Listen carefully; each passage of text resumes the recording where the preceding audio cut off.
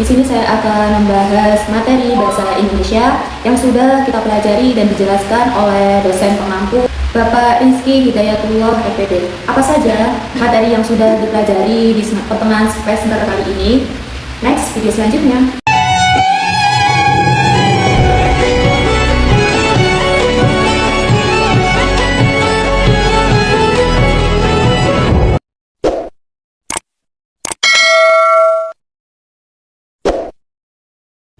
Halo everyone, perkenalkan nama saya Widyawati, NPM 2512647. Saya adalah mahasiswi Universitas Ma'arif Lampung, Fakultas Tarbiyah dan Ilmu Keguruan, Prodi PGRI semester 1. Pertama-tama saya akan menjelaskan materi yang pertama, yaitu sejarah bahasa Indonesia.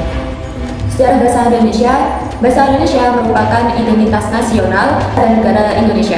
Bahasa Indonesia diresmikan pada tanggal 18 Agustus 1945. Bertetapan dengan mulai berlakunya Undang-Undang Dasar 1945.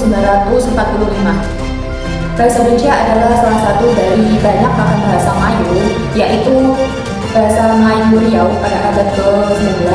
Bahasa Melayu bukan hanya menghubungkan antara etnis, tapi juga bahasa itu menghubungkan dalam kegiatan perdagangan internasional di wilayah Nusantara atau lingua franca.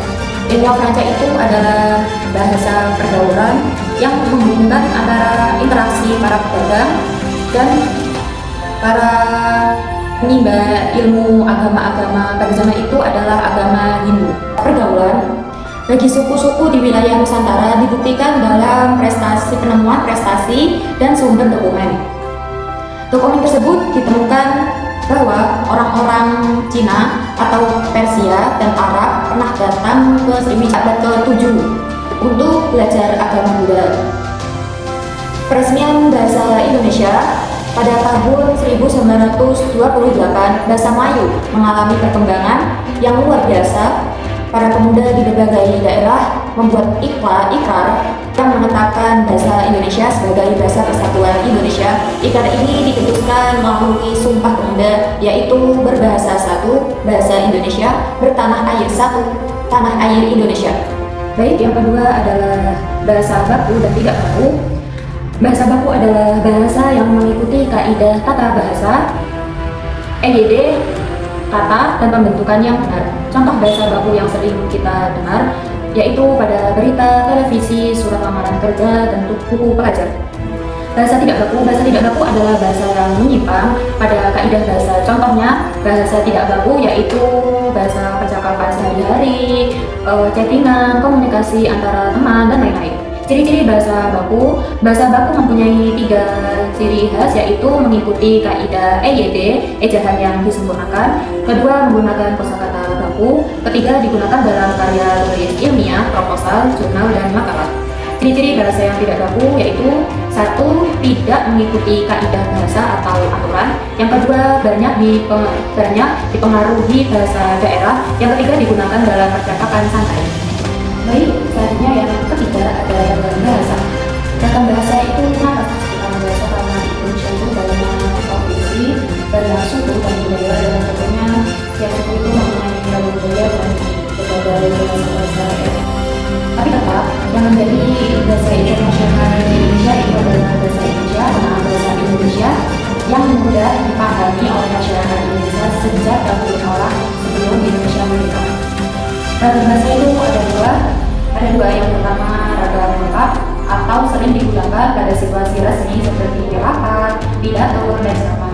Yang kedua ada ragam ringkas, lebih kepada situasi yang tidak resmi atau lebih ke bahasa yang tidak baku ya.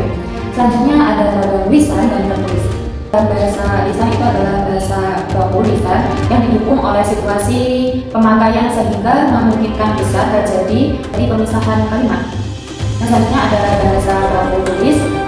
Selanjutnya ketentuan ragam tulis. Ketentuan ragam tulis itu ada 6. Yang ke-1 memakai ejaan resmi. Yang kedua menghindari unsur kedaerahan. Yang ketiga memakai bentuk sintesis. Yang keempat memakai fungsi grammatikal secara etis. Yang kelima memakai partikel secara konsisten. Dan yang keenam menghindari unsur kedaerahan yang berpengaruh kepada bahasa ejaan bahasa Indonesia. Ejaan adalah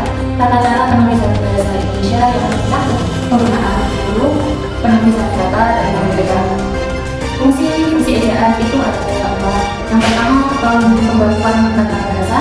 Yang kedua, pembaruan kosakata. Yang ketiga, mengenai bahasa asing. Yang keempat, menggunakan pemaknaan.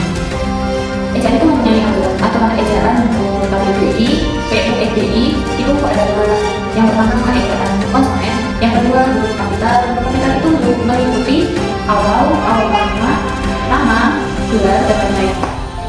Selanjutnya tanda baca. Tanda baca itu meliputi seperti titik, koma, tanda tanya, tanda seru, dan tanda petik.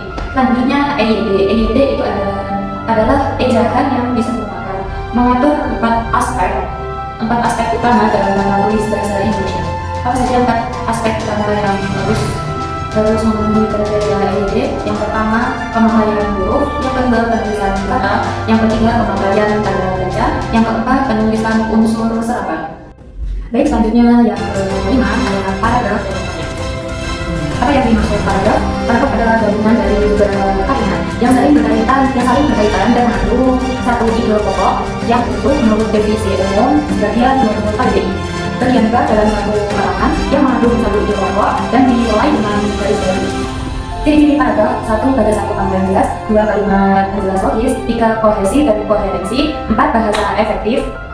Struktur paragraf berdasarkan letak kalimat utama, yaitu 1. Paragraf deduktif, 2. Paragraf induktif, 3. Paragraf campuran.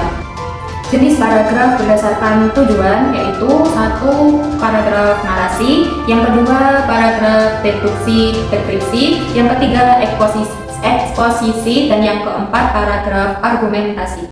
Baik, itu saja materi bahasa Indonesia yang bisa saya sampaikan. Apabila ada kesalahan kata atau kurang penjelasan yang lebih detail, saya mohon maaf sebesar-besarnya. Saya akhiri, wabillahi taufiq wal hidayah. Assalamualaikum warahmatullahi wabarakatuh.